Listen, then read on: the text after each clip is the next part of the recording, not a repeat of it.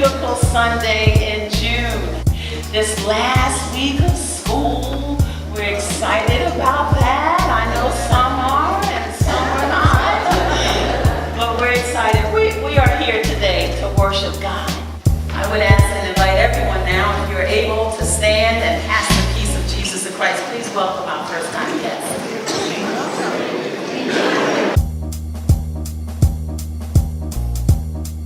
Young people yet again shocked me, and they sat at the sewing machines. And this effort could not have been done without you, the members. Special accolades to Kathy Dunn and Allison Dunn, Elizabeth Blau, Karen Riggin, Tammy Sanborn, Debbie Klopp. They came in with their sewing machines. Margaret Rose, little girls in Tanzania, Zimbabwe will have dresses that will clothe them. Where you see dresses, just stretch your hand as we go to God in prayer. Holy and wonderful God, you are so much more than we are. Where we thought 10 dresses would be good, you have multiplied that 10 times 10 plus. And so we praise your holy name, O God, for the vision that you have for us, for the way in which, O God, you use us, your children, to bless other children. Some little girl somewhere in Africa will walk around and feel our love and know that they are loved not only by you, O God, but by the people of Mount Zion United Methodist Church of Highland.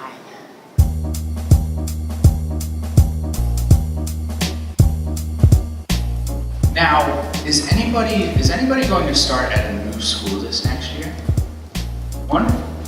Who's moving to a new grade next year? Raise your hand. Oh, everybody. Wonderful.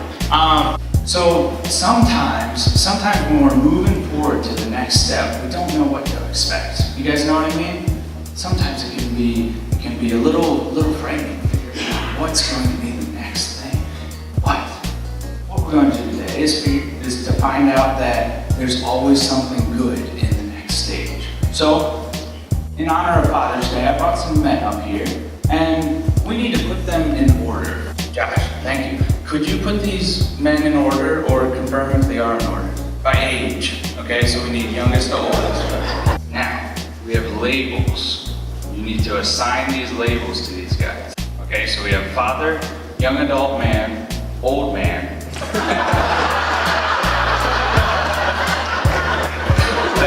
teenage boy. So please pass those out.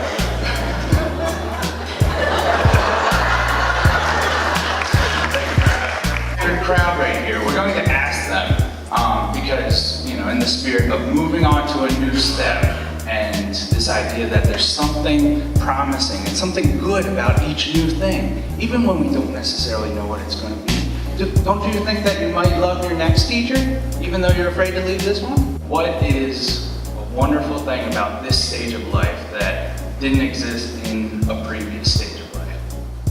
You're going to stay up later? Zach? I'm in college, that's pretty fun. Jim? I get to, instead of being like a learner and be taught by older guys, I get to teach and lead my kids. So. I thought you would be like, Oh, great. I would listen to the older men because they're wise. And Pastor David, what is a wonderful thing about getting older? You get to play the part of old men.